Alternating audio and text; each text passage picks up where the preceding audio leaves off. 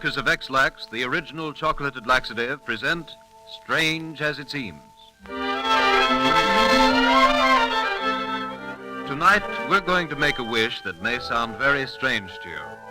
We hope you have one of the fussiest, most particular, hard-to-please families in the world.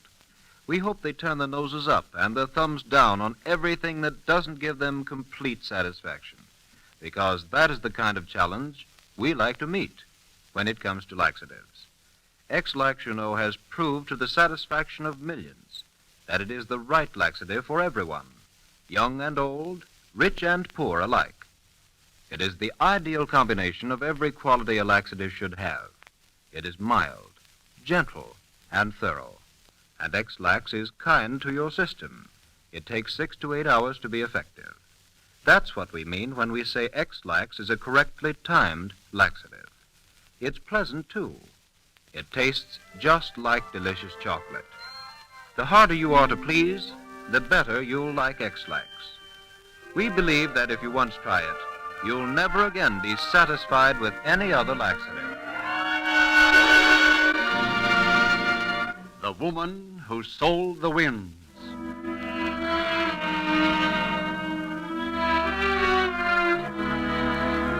In the old days, sailors were ruled by whims of the wind. Many strange superstitions grew up as a result. The ancient Druids made whistles with which to summon favorable or unfavorable winds. Witches were believed to have magic powers over the winds. Even as late as 1814, Bessie Miller of Pomona in the Orkney Islands, just north of Scotland, made her living by selling winds to sailors.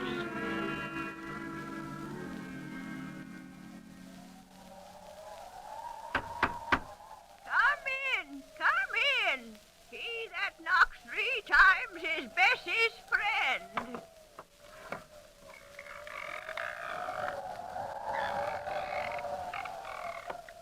Good evening, Bessie. Come forward, sailor. You want something from old Bessie? Aye, Bessie. I'm sailing on the barque Queen Anne in the morning. Aha! Many is the time my winds have filled the Queen Anne sails. If it weren't for old Bessie, many's the time she might have been becalmed.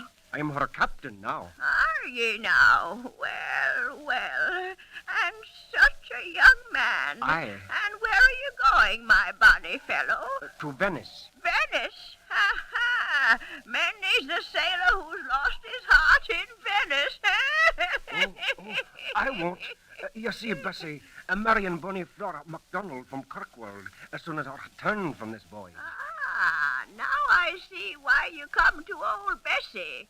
You want good winds and fast winds to take you to Venice and back before Bonnie Flora's heart turns to another. Aye. Tell me, Bessie, how much the winds are. First, 6pence in my palm, young man. 6pence? Wee bit steep, but here you are. Now, I take this napkin here, and now I tie one knot. Wind, wind, blow, blow, 3 times round over the ship. Blow, blow, clouds, clouds, go, go. And now I tie the second knot. Wind, wind, blow, 3 times round, 3 times round. Wind, wind, blow. And now I tie the third knot. Wind, wind, blow. Faster, faster, go. Wind, wind, blow. There now. Here ye are, bonny gentlemen. What am I supposed to do with this napkin? If you want a wind from the north, untie the first knot. Untie the first knot. Aye. If you want a breeze from the west, untie the second. The second. If you want a gale from the east, untie the third. Aye. Thank you, Bessie. I'll untie them all, that I may come back to my Flora before her bonny eyes look at someone else. Goodbye. God bless you, captain of the good ship Queen Anne.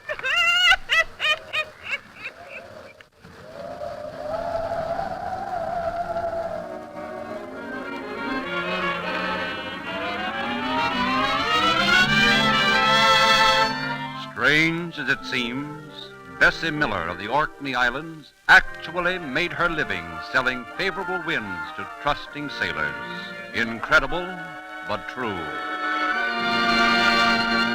The world's strangest epitaphs.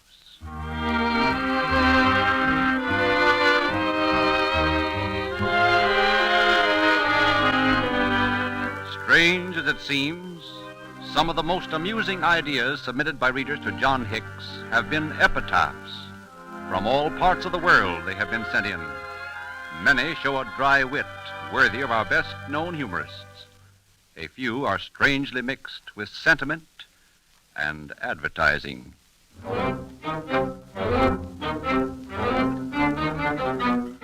Here is an epitaph found in Kent, England. Here lies Jane Smith, wife of Thomas Smith, marble cutter.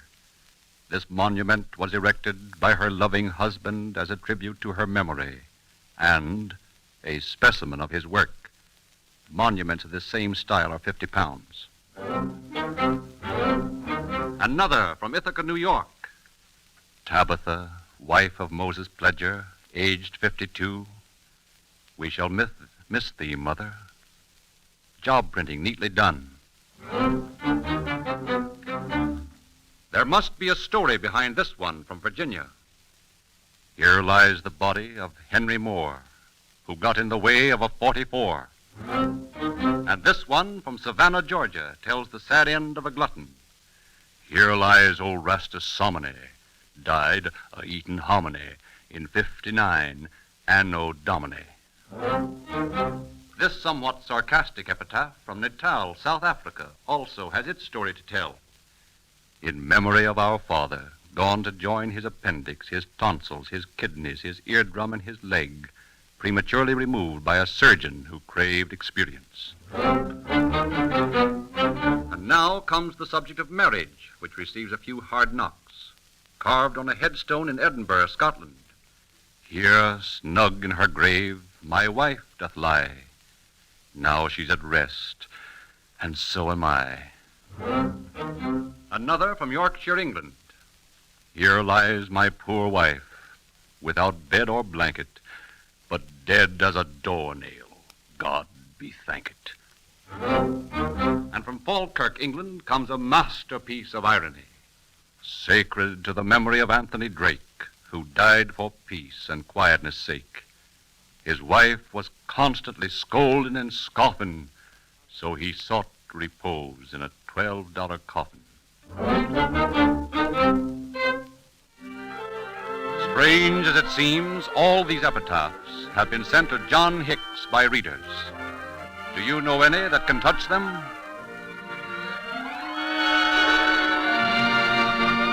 The man who cleaned up the underworld.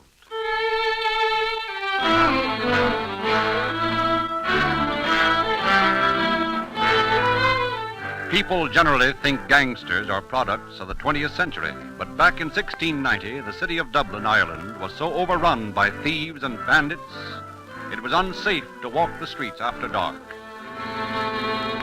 At last, Jonathan Swift, Dean of St. Patrick's, author of the famous book Gulliver's Travels, thought out a clever way to clear the city of criminals.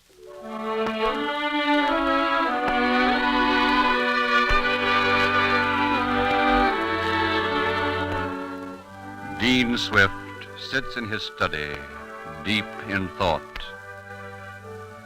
The door opens, and his friend William Tisdall enters the room. Ah, Tisdall. Jonathan. Oh, what brings you here in such a Jonathan, hurry? I have some good news for you. Oh, come then, sit down. What is it? They have executed Ebenezer Elliston. For what? Heaven knows he's done enough, but nobody could seem to charge him with any crime. They caught him red-handed in a street robbery. Elliston mortally wounded his victim and claimed self-defense, but it was no good. He was hanged this morning. At last. I wish they could do the same with the rest of the hoodlums. The authorities made an example of Elliston. They hope to frighten the rest of the underworld. That won't do any good. I know mankind too well to believe that. We only learn through personal experience. Then what can be done? The situation is really becoming serious. The only method would be to force one criminal to confess all his crimes and thus implicate the others. Oh, but no criminal would do that. I know it. Honor among thieves, as they say. Tisdale, I have an idea. What? I'll write a confession. You?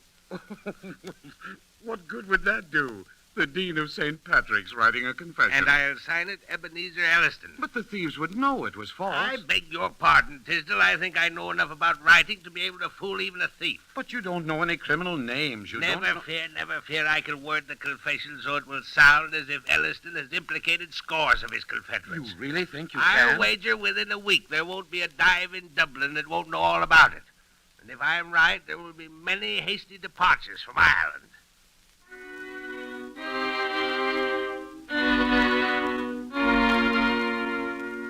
Seamus, have you heard the news? And what is it? Ebenezer Elliston has confessed. And what's that to me? A lot. Your name is on the list. What?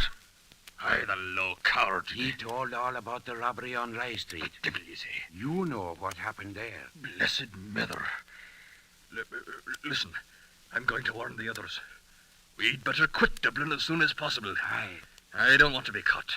I'd lose my neck just like Elliston.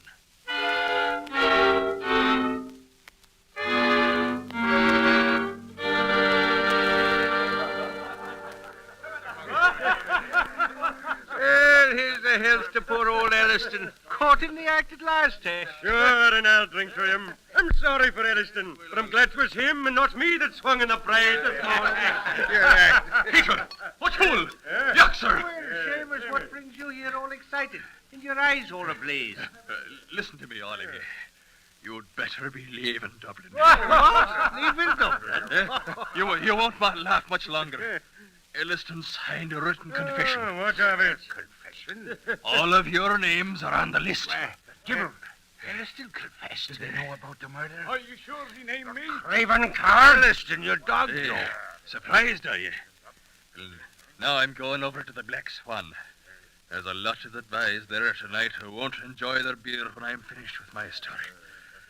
Good night and goodbye. Elliston confessed. Elliston confessed. Elliston confessed! Elliston confessed!